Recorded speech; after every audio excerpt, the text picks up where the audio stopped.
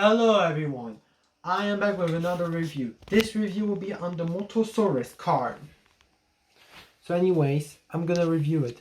Look at this car, it looks so amazing. He has this Stegosaurus spikes over here. He has the similar head like a Stegosaurus. This is a car that resembles a Stegosaurus. He has a blue base. He also has some cool dinosaur T-tails over here. He has 4 like spikes back over here. Some little turbines who are hiding under the car.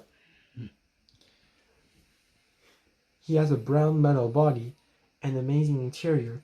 These wheels are perfectly created, which I like it.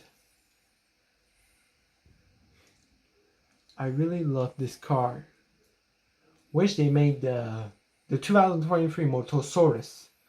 So anyways guys, make sure to like, subscribe, comment, and share this video. So anyways guys, I will see you in my next video. Bye!